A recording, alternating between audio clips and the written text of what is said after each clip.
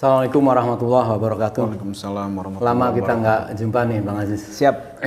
Saya merasakan ya bagaimana beratnya Bang Aziz di tengah-tengah desakan umat, sampai kemana perjuangan untuk pengungkapan kasus KM 50. Padahal harapan dari banyak orang itu menunggu-nunggu hasil pada saat itu kan mau RDP kan ke DPR RI, di mana ada seolah angin segar dari Kapolri mengatakan silahkan kalau ada novum. Tetapi sebelum ke sana kita tahulah negeri ini kan sangat memilukan ya dalam hal masalah pembantaian, sangat cepat, jumlahnya banyak tanpa pertanggungjawaban dan bahkan cenderung memfitnah korban. Itu fakta. Pembantaian di Bawaslu, pembunuhan petugas-petugas pemilu itu kan jumlahnya nggak sedikit ini. Kemudian belum sampai diungkap, kemudian terjadi lagi korban KM 50. Belum sampai terangkat dengan jelas ada korban Joshua. Dan yang paling mengerikan lagi adalah pembantaian terakhir adalah Kanjuruhan. Seolah kita melihat bahwa untuk menghilangkan tuntutan dari pembantaian satu pembantaian lain itu dibuat pembantaian baru. Seolah semua hilang, kemudian sekarang orang menuntut Kanjuruhan. Dan polanya sama, penghilangan barang bukti, kasar dan terang-terangan, TKP dihilangkan, CCTV dihilangkan, di tempat Joshua juga seperti itu. Di Kanjuruhan bukan itu lagi, pengelakan ya. Gas air mata sudah expired, seolah-olah kalau tidak expired boleh disemprotkan, kan itu logikanya seperti itu. Nah, yang teranyar ini saya mendengar kabar bahkan Gelora, gedung olahraga Kanjuruhan itu mau dihapuskan, mungkin koreksi karena kurang sempurna dan sebagainya. Dihancurkan.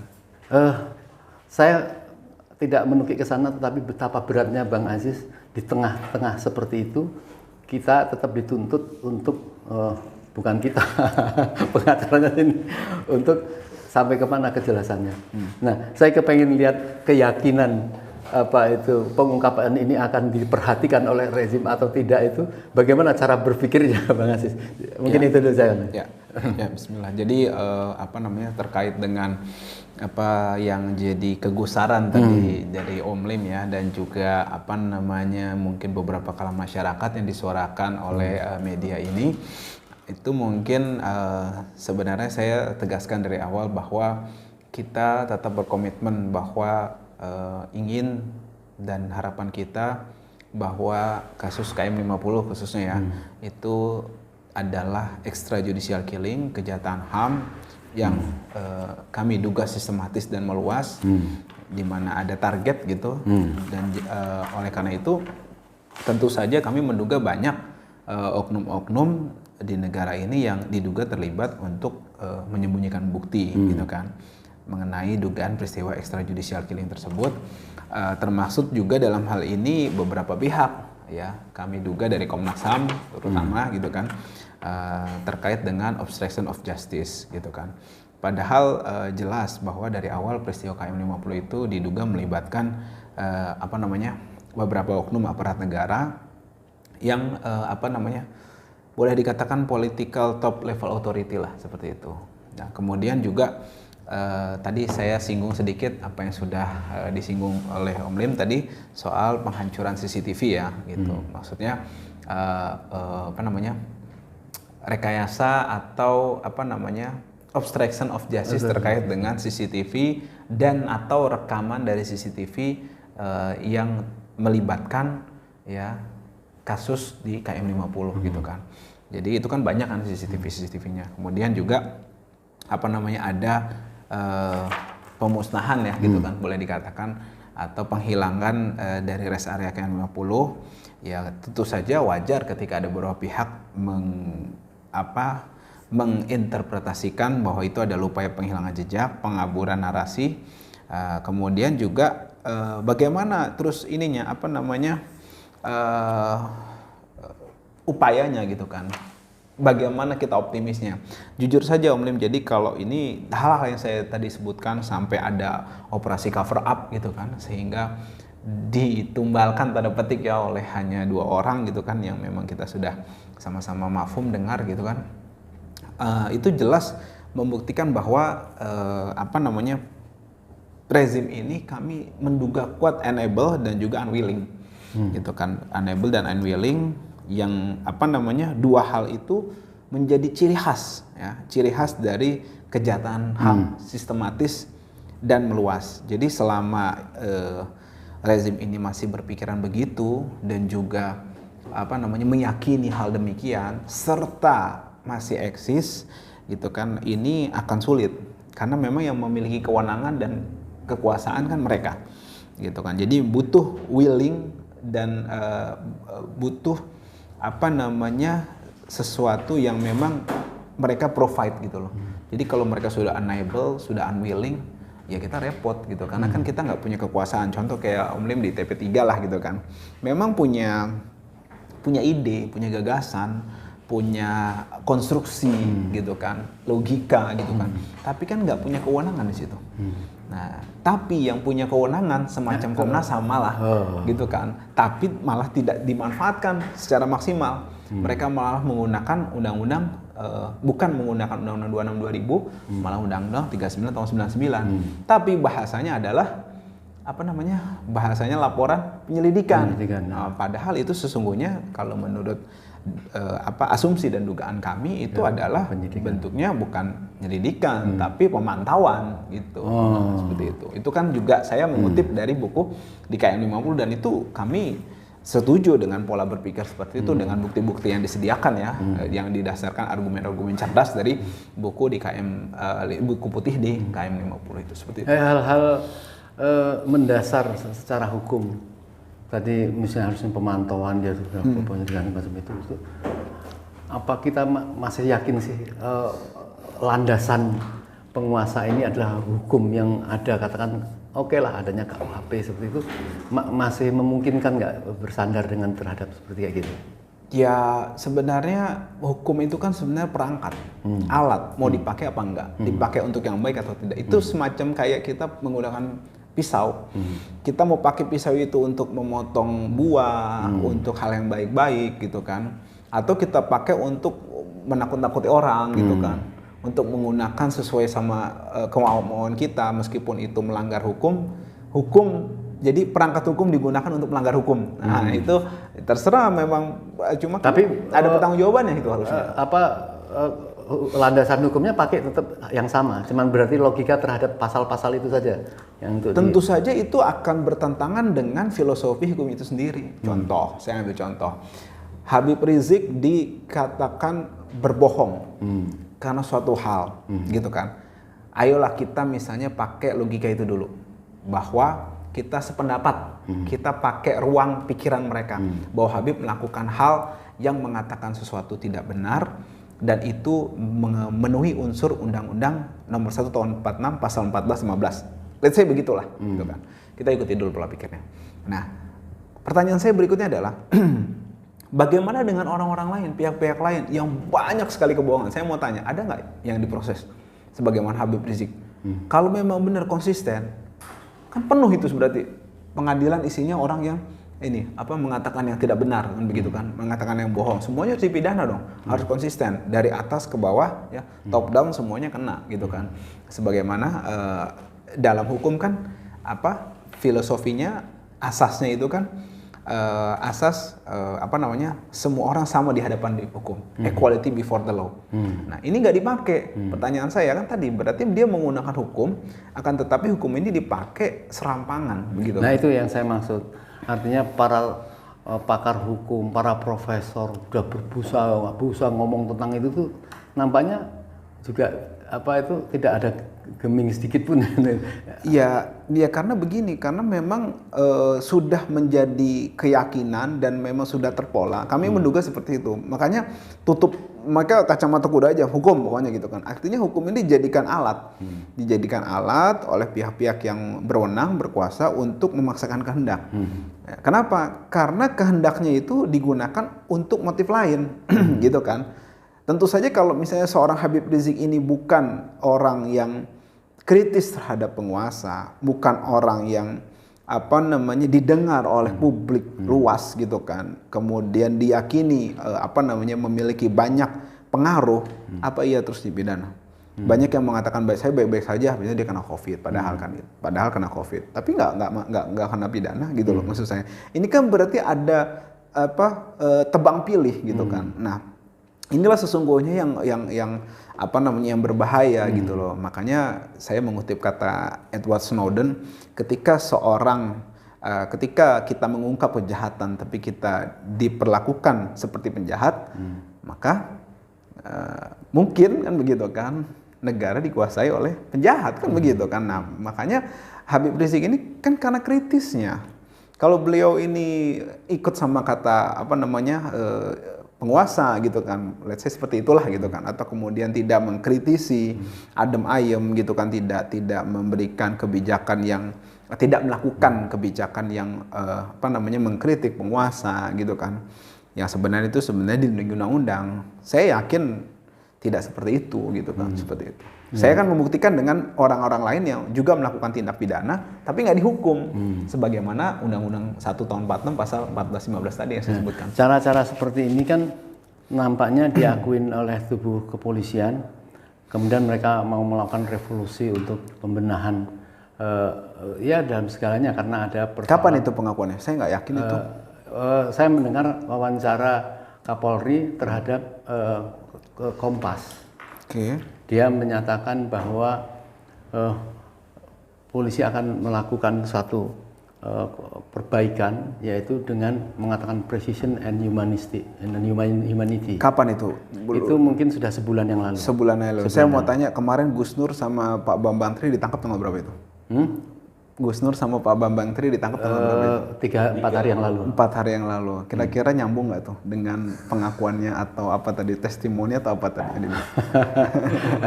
Ini kan mereka ingin mencitrakan, terpaksa menyatakan bahwa ada dua tubuh, ya, polisi yang baik dengan polisi yang nggak baik lah. Dia betul-betul akan bersih-bersih. Terus korbannya masyarakat?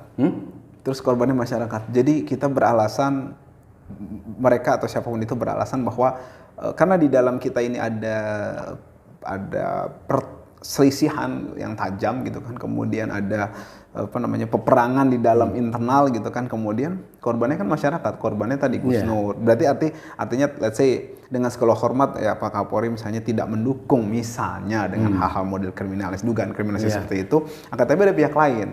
Nah, berarti kan ada PR-nya dua di sini. PR-nya adalah PR siapa yang punya wewenang. Yang kedua adalah masa di dalamnya ribut masyarakat jadi korban gitu. Menurut saya itu harus kita memakai logika mereka yang menolak itulah, karena dia tidak mau ada intervensi dari pihak lain untuk memperbaiki ini, cukup polisi bisa melakukan satu pembersihan itu. Terus sekarang kemarin banyak video-video beredar bahwa dalam melakukan penegakan kayak itu sampai Listio tuh membaca satu tulisan itu sampai katanya sampai kayak gemetar gitu ya. Jadi itu kan yang dikesankan. Ya, kemudian langsung diganti misalnya Kapolda Malang ke Jatim, kemudian langsung disikat karena kena. Ini kan masyarakat nampaknya harus cermat seolah mengikuti drama-drama, tapi semua itu bagi saya hanya untuk mengkaburkan. Artinya tidak akan memberikan sanksi kepada orang-orang yang dituntut rakyat. Salah satunya misalnya Ketua PSSI. Kan dia marah sekali dituntut untuk ini campur aduk ya. Artinya bagaimana cara Polri ini ngobrol ya. Jadi kalau buat saya ukurannya sederhana Om Lim. Mudah-mudahan, atau saya tidak tahu lah pemirsa sekalian setuju apa. Buat saya sederhana. Kalau menunjukkan keseriusan sederhana. Saya tadi dari pertama bicara soal equality before the law. Buat saya simple. Praktekkan itu. Caranya gimana? Bebaskan semua yang memang diduga ya ada kepentingan terkait oposisi, pemindanannya gitu kan. Nah, bebaskan semuanya, kemudian rehabilitasi nama-namanya ya. Selanjutnya tangkap buzzer-buzzer. Itu aja. Nggak usah polisi yang kaya ditangkepin, yang narkoba lah. Masalahnya kan begini Bang Aziz ya. Kita kembali kepada itu. Terhadap perbaikan tubuh Polri, nampaknya kan kayaknya kan ada Polri di atas Polri, Brimob di atas Brimob. Saya ingat pada peristiwa 4/11. Bagaimana tembakan itu langsung ditujukan kepada rombongan Habib Rizik ya. Dan sampai Gatot yang masih menjabat panglima berteriak, kita dengar teriakannya dari atas hotel, hentikan tembakan, hentikan tembakan. Tapi tetap ada, artinya ada sesuatu yang tidak bisa mematuhi ini. Dan sampai sekarang tidak ketemu. Di Kanjuruhan juga seperti kayak gitu. Kapolresnya sudah melakukan SOP lah karena pokoknya tidak ini, tapi tetap ada yang ya menurut saya karena memang dari atasnya mengikuti begitu. Kan kemarin berapa kali saya dengar nih, koreksi kalau ini saya koreksi ya. Saya kangen di demo.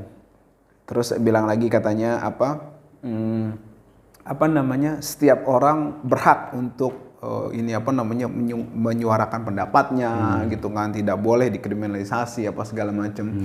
Saya menyitir kata-katanya Pak Presiden waktu itu kan, kalau nggak salah mengenai hal-hal yang baik-baik itulah tadi kan. Tapi faktanya kan pada ini juga kan, pada ditangkepin kan yang lain-lain. Artinya kan nggak ditaatin dong berarti. Nah, makanya apakah ketegasan komitmen ya, entah ini hatinya Sulistyo seperti apa kita nggak tahu lah. Tapi kan orang masih mencoba menghormati apa yang dia katakan. Cara-cara beliau untuk melakukan langkah-langkah perbaikan di tubuh Polri, apakah cocok dengan Presiden menurut Bang Aziz? Apakah satu senyawa beliau ini atau memang ada sesuatu yang berbeda gitu? Maksudnya gimana? Jadi Sulistyo sudah menyatakan di depan masyarakat dan tentunya dijawab oleh Presiden untuk melakukan perbaikan di tubuh Polri, ya, dengan berani melawan Satgasus 303 karena itu. Karena ini yang dianggap polisi di atas polisi gitu. Nah, dia melakukan ketegasan itu yang saya disebutkan, dia akan precision and humanistic. Precision itu kan panjang, kalau di bahasa ilmiah di kamusnya itu kan dia ada responsibility, dia berkeadilan, dia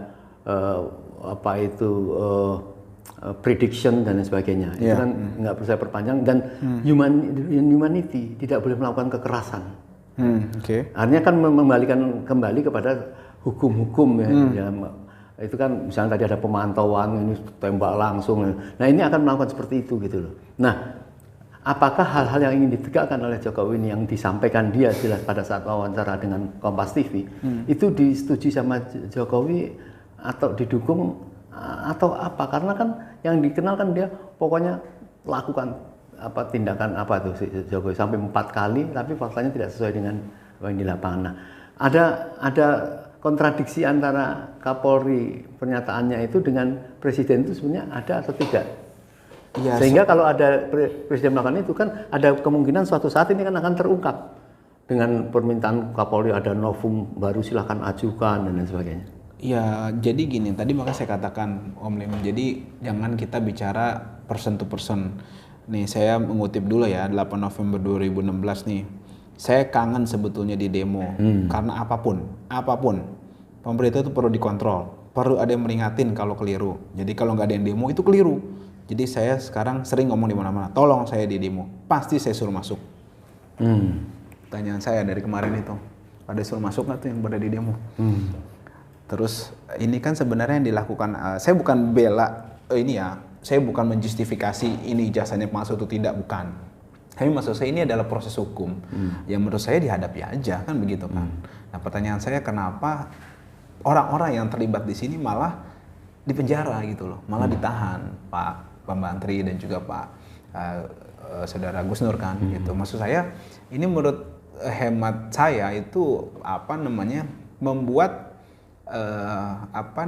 stigma yang ada di rezim itu jadi nggak benar, jadi buruk gitu loh. Jadi penguasa ini jadi nggak baik gitu loh. Kenapa? Ya kan kontradiksi, dikontrol gitu kan. Ada masyarakat mengaspirasikan bahwa ijazahnya palsu kan begitu kan. Artinya dijawab, bukan dikriminalisasi jawabannya kan harusnya. Nah, jadi kembali ke pertanyaan tadi, bagaimana sosok Kapolri dengan Presiden yang kontradiksi yang satu mengatakan demikian, cuma yang satu terkesan mengabaikan atau tidak mengikuti arahannya, mungkin begitu tadi maksudnya ya. Ya sekarang yang tadi aja yang dikatakan sendiri tidak diikuti, apalagi yang lain gitu. Dan tapi maksud saya tetap menurut saya Pak Kapolri dengan segala hormat berusaha semaksimal mungkin. Dia berusaha menjaga kondusivitas pastinya, kemudian juga menjaga supaya pihak Pak Presiden sebagai atasannya langsung itu juga memang bisa mengerti apa yang memang dialami gitu, apa yang terjadi, kemudian juga berusaha tentunya sebagai bawahan melakukan semaksimal mungkin. Cuma mungkin dengan cara-cara yang mengikuti atmosfer yang ada lah di situ. Mungkin nggak bisa langsung gitu. Itu yang mungkin dirasakan kecewa oleh Pak Jokowi mungkin ya. Tapi wallahu alam gitu. Mengerikan. Nah, kemudian ada, kalau tadi bahasanya ada polisi dan polisi apa segala macam, saya boleh aja, ini kan aspirasi masyarakat lagi kan yang melihat seperti itu gitu kan. Dan itu biasa di mana-mana orang bicara seperti itu, nggak Om Lim aja, yang lain juga pada bicara. Saya dengar, wah di medsos kan banyak tuh yang waktu itu Pak Kapolri tidak disalami, itu kan rame juga lah gitu. Kalau saya sih nggak mau ngambil analisa lebih lanjut soal itu, artinya itu biasa aja gitu kan. Boleh kita hebohkan, boleh kita diamkan juga gitu, abaikan, tapi buat suatu parameter untuk hal-hal lainnya mungkin ya wajar aja ketika orang membuat parameter tertentu terkait hal tersebut gitu. Ya, jadi ya saya nggak mau masuk ke persoalan itu, tapi memang mengerikan. Saya sempat tahu mereka dipanggil ya Gus Nur sama Bambang Tri itu, dan saya mendengar kabar bahwa persoalannya bukan persoalan ijazah palsu, tapi penistaan agama. Ini kan mengerikan itu. Bagaimana Gus Nur mau dicarikan kesalahannya, ada orang datang minta mubahalah, dia menyatakan seperti ini. Sebagai seorang ulama kan menggunakan dalil agama. Dalil agama. Gimana? Menggunakan dalil agama tadi maksudnya. Iya, artinya menggunakan itu dianggap salah. Jadi seolah harus disalahkan dulu mengapa menerima orang mau sumpah. Misalnya datang orang mau bersumpah, Gus Nur kan menggunakan idiom artinya secara dalam fikih. Nah, ya jelas nggak masuk akal. Iya, itu kan sebenarnya kan menelanjangi diri sendiri. Kalau memang sampai Pak Amin Rais mungkin nggak sabar melihat itu, dia langsung malam itu juga mengeluarkan ijazah-ijazahnya Pak Jokowi. Tak usah ribut-ribut, datang ke pengadilan, ini ijazah SD ku, ini ijazah SMP ku, ini kan. Sebenarnya gini, saya nggak mau masuk ke tadi, sekali lagi saya menghormati bahwa, dan saya tidak mau menjustifikasi apakah ijazah itu palsu atau tidak, dan itu karena saya memang bukan bagian yang cawi-cawi di situ, maka saya menghindari untuk itu. Tapi menurut saya adalah gini, kita mencoba mendudukan. Ini ada orang mengklaim, mengkoreksi, Pak Jokowi ini kan pejabat publik. Kalau misalnya saya dibilang ijazah palsu segala macam, terserah aja, saya bodo amat, kan begitu kan. Ini kan pejabat publik. Betul. Artinya wajar ketika orang itu mempermasalahkan itu.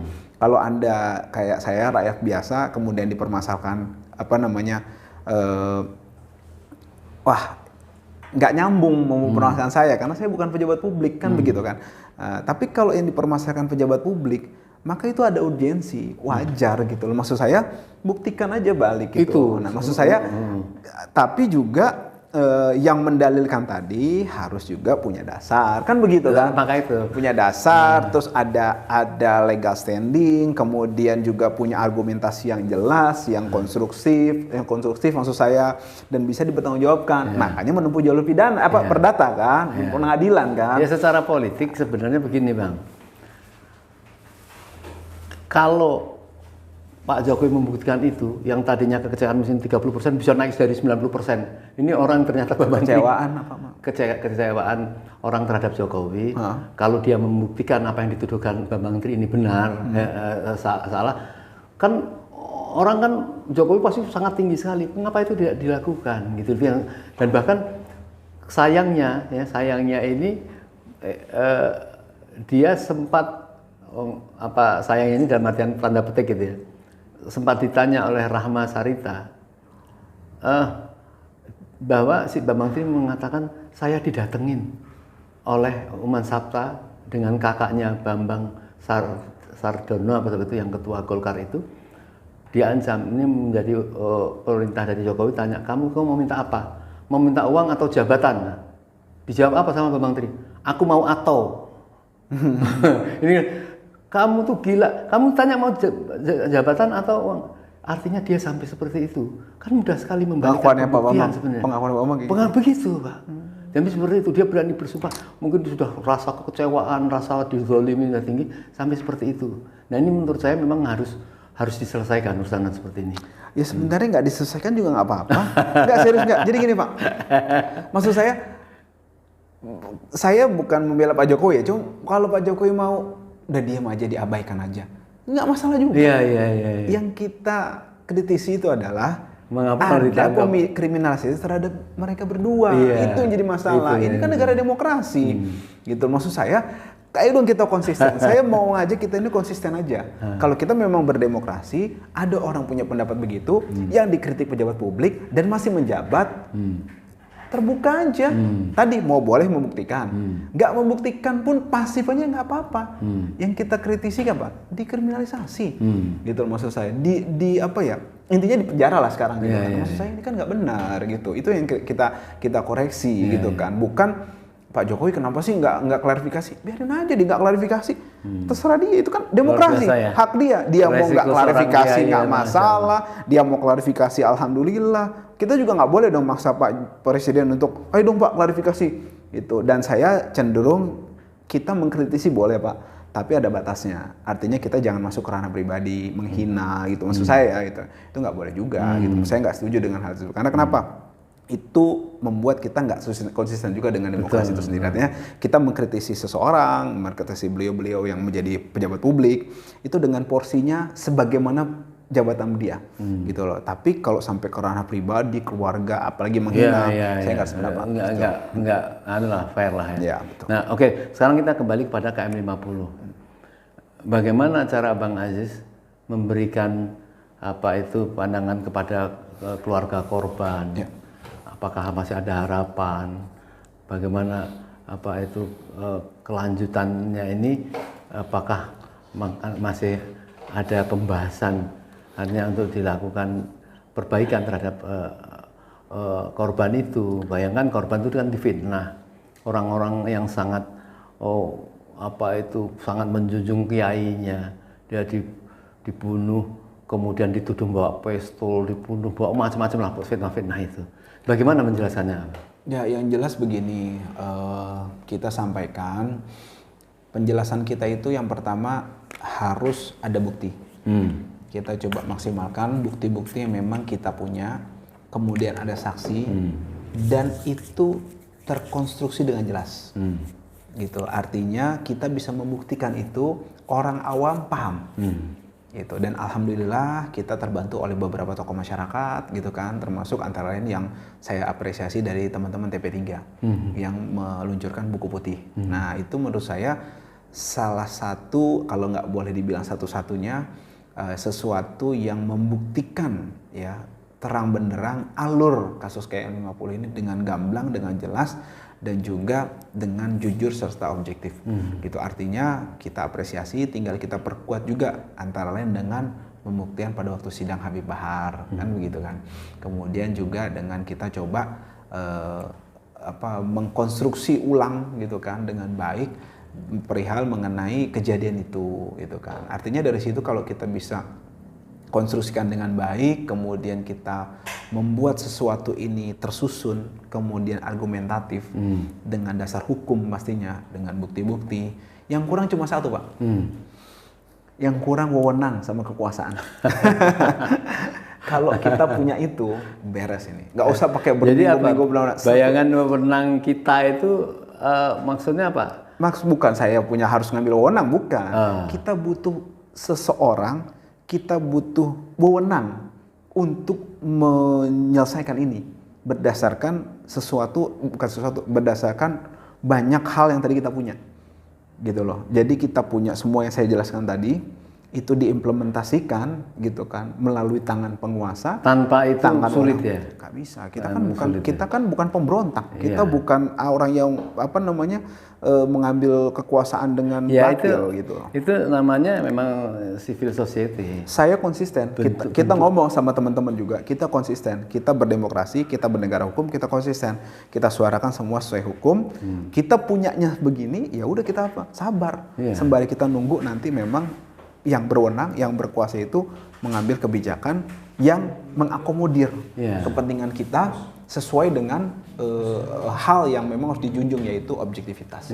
Ya memang itu pada dasarnya kalau kita bicara masalah demokrasi ya, artinya pemegang wewenang segala satu adalah presiden. Tapi presiden bukan dia mempunyai sesuatu kekuasaan secara personal, itu punya tuan yaitu rakyat. Nah rakyat itu yang memang bagaimana karena sistem kepolitikan mestinya memang melalui mekanisme DPR, tapi DPR tidak berfungsi, berarti kan ini harus ada hubungan antara masyarakat yang kemudian membentuk suatu semacam kayak tekanan yang bisa dipertimbangkan oleh sistem yang ini misalnya. Jadi gini Pak Om Lim, memang kita kan kekuasaan di tangan rakyat, betul. Iya betul. Tapi tangan itu tidak memiliki wewenang untuk mengeksekusi, melainkan harus orang-orang yang memang diberi kewenangan oleh undang-undang, kan begitu kan? Ya tadi presiden itu sebenarnya hanya salah satu aja. Yang saya bilang ini tadi saya oke lah itu menentukan, tapi maksud saya nggak bicara jauh-jauh. Komnas HAM aja. Makanya Komnas HAM di periode yang baru ini 2022-2027 yang dipimpin oleh siapa namanya? Komnas HAM itu dapat uang dari luar negeri atau dari Indonesia? Maksudnya? Gaji-gaji mereka, fasilitas mereka. Ya. Dari negara. Kan kita menuntut kemandirian dari Komnas HAM. Iya. Kok dia nampaknya menjadi alat kekuasaan, menjadi corong rezim. Iya. Itu apakah karena memang dia bergantung pada keuangan itu atau dapat dari luar? Saya dengar ada pendanaan dari PBB misalnya. Ya, yang jelas gini, yang jelas dia itu punya kewenangan, punya kekuasaan untuk menyelesaikan ini. Dia sesuai dengan undang-undang, dia punya hak untuk menyelidiki, dia punya hak untuk membentuk tim ad hoc, dia punya kesempatan juga untuk memperjuangkan pelanggaran-pelanggaran HAM yang terjadi, termasuk dalam ini kasus KM50. Makanya kita ucapkan selamat kepada Komnas HAM yang baru gitu kan, periode 2020-2027 dipimpin oleh Bu Adnike Novasigiro. Dari perempuan itu yang korban perempuan dan anak-anak ya, dan komisi yang lainnya. Dan kita harap ada perubahan dari Komnas HAM gitu kan, dari yang sebelumnya sangat dalam pandangan kami memilukan gitu kan kinerjanya, menjadi jauh lebih baik lah insya Allah ke depannya. Ukurannya gampang kalau karena kita bicara KM50, mungkin kayak kasus KM50 ini aja. Zaman kita pernah punya Komnas HAM yang dari Irian itu siapa namanya? Pigai cukup bagus juga kayaknya. Tadi ukuran saya KM50. Oke lah, baiklah kita kembali kepada masalah apa itu cara tanggung jawab atau tekanan dari keluarga korban kepada Bang Aziz selaku apa itu kuasa hukumnya. Ya. Mana bagus bertindak sendiri-sendiri, kan ada kuasa hukum Bawaslu, kuasa hukum apa itu waktu zaman pemilu itu, kemudian kuasa hukum Kanjuruhan. Ini sebagusnya itu mereka bersatu kemudian menuntut hal yang sama atau sendiri-sendiri bersama-sama melakukan tekanan kepada Polri untuk supaya dilakukan proses. Saya jelas mengutamakan persatuan, artinya batang bambu itu kalau bareng-bareng jadi sapu lidi bisa buat nyapu banyak, bisa buat ngepruin orang juga. Tapi kalau sendiri-sendiri kita cuma perih doang, ambil dipatahin beres. Cuman untuk lalat aja susah.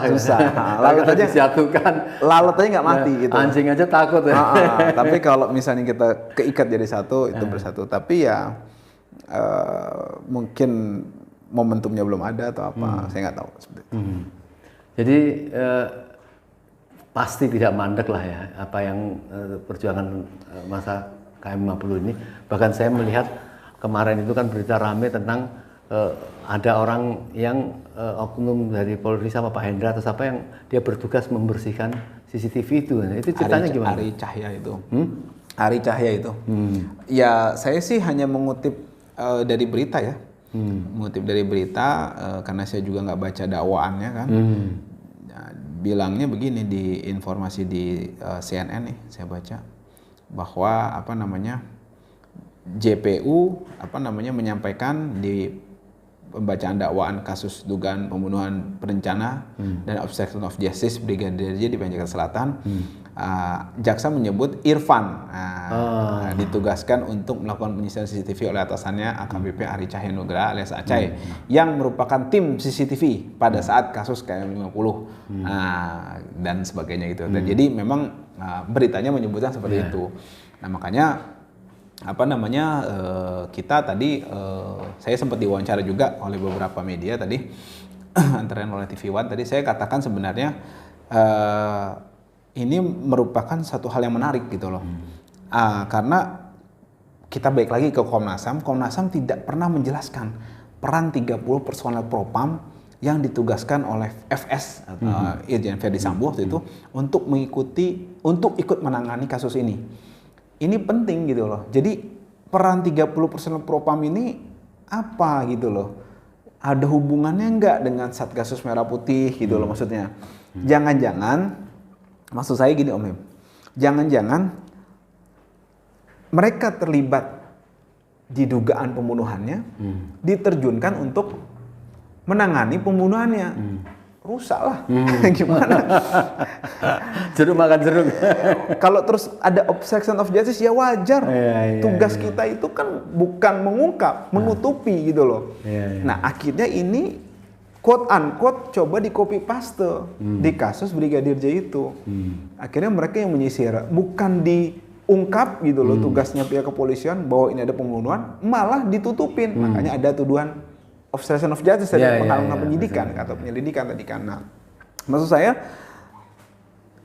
apa tidak tertutup kemungkinan ya ini dilakukan sebelumnya di kasus KM50 juga.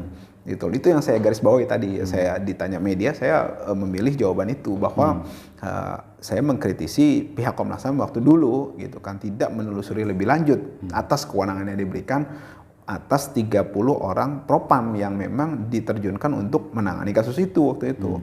Gitu. Apa jangan-jangan ya itu tadi saya bilang mereka terlibat di situ, dihilangkan kasus CCTV-nya ya rusak lah kita mau. Ya itulah yang paling mengerikan ya. Mau seperti apapun ya mending ada kemudian tanggapan dengan konferensi pers mereka itu tidak benar gini, ini terjadi satu tanggapannya. Sekarang yang misalnya kita menuduhkan sesuatu hal yang kebohongan gitu.